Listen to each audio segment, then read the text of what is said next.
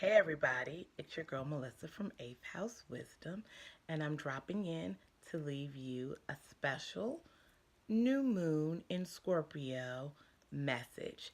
Today, the moon is absent from the sky. That's what a new moon is, and it is in the 8th house of Scorpio.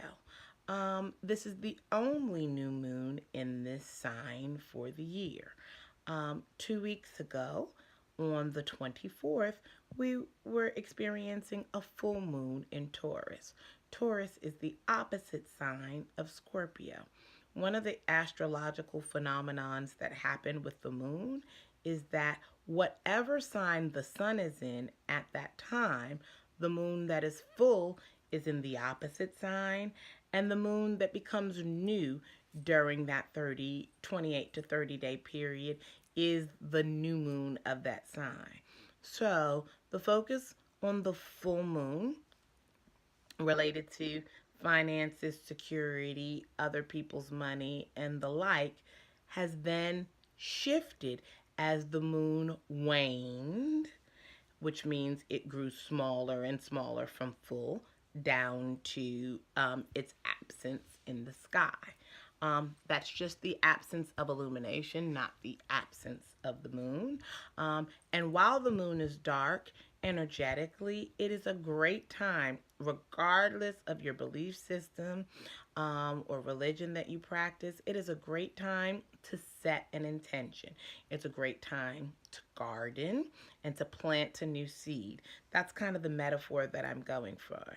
When the moon is dark, in the sky, the energy is growing.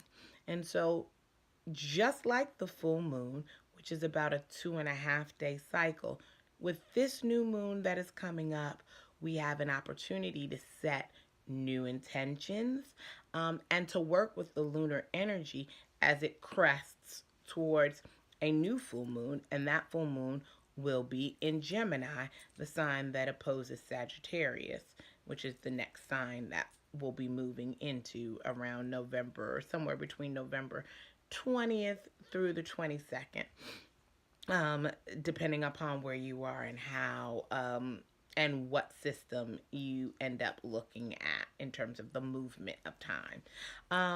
But it's really a wonderful opportunity for everybody to think about something that you would like to see grow and that you would like to start, and then spend the next 2 weeks nurturing and attending to it as the moon grows full. If there's something that you would like to push over the edge or to add on to your intention or to increase or enhance, when we hit that 2 week mark, which will represent a new full moon, that should be a time energetically where hopefully the intention you've nurtured, you've seen some growth and progress. And when you can further dig into what you've set forth and what you've asked about, and how you can generate new ideas to move that forward. It's important to think about the fact that the new moon in Scorpio is going to be related to 8th house things: birth, sex, death, the cycle of life, taxes, other people's money. So, setting intentions for yourself personally around those areas are going to be highly favored at this time.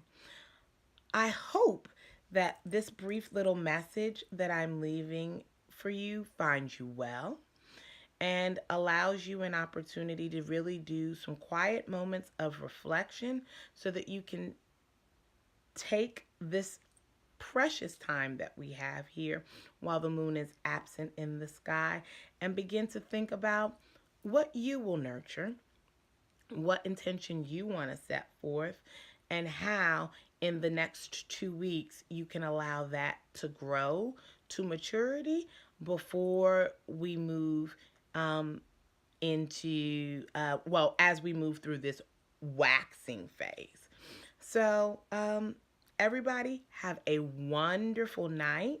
You can check out my Instagram page for some additional tips on potential intentions to set if your mind is going blank.